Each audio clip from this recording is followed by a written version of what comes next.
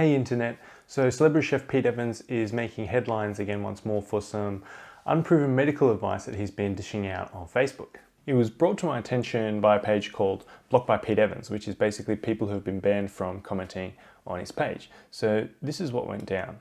Someone said, "I've been diagnosed with osteoporosis. My doctor insists that medication is the only way. Can paleo help?"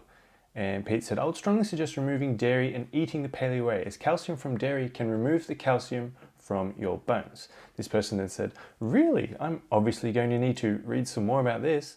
And Pete said, "Read one of my comments below on calcium. Most doctors do not know this information."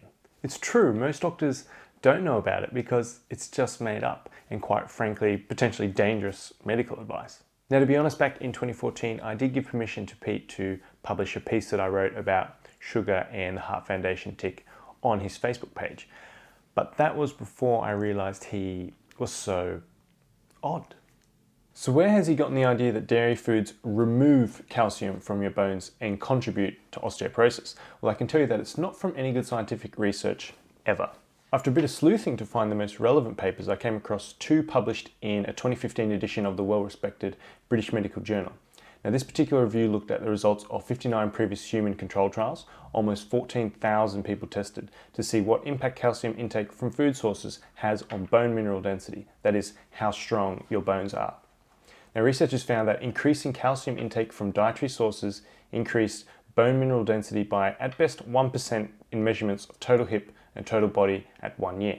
Now, this increased marginally by the second year of intake and also increased in the lumbar spine and neck of femur, which is where your thigh joins to your pelvis. The author of this paper concluded dairy calcium produces small increases in bone mineral density, but probably not enough to reduce your risk of fracture. So yeah, the benefits of increasing your dairy intake from bone health are oversold, but there's absolutely nothing to indicate that dairy weakens your bone health, as stated by Pete. The other study goes one better and looked at calcium intake from food sources and actual risk of fractures, rather than just the influence on bone strength. From almost 50 studies, the vast majority of results found no association between calcium intake and fracture risk, while some found it to be somewhat protective. So again, while there's weak evidence that increasing dairy consumption is protective, there's definitely no evidence that dairy is harmful to bone health. In the end, calcium is the main mineral in bones, and dairy is the richest source of calcium in the diet. Now, I didn't make this to discuss all the pros and cons of dairy consumption.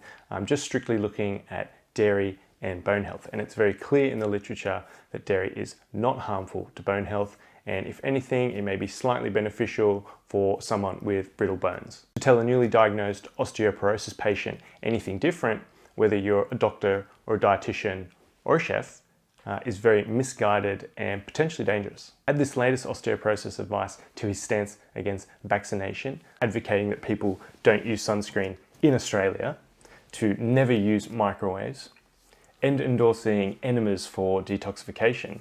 And it's no wonder the medical community has had enough of Pete. Now, don't get me wrong, his mission to improve public health and the medical conditions of his followers is commendable, but at the end of the day, he's trained to be a chef. Okay, internet, that's all I got for today. Make sure that you like my page, or you can subscribe on YouTube, or you can do both.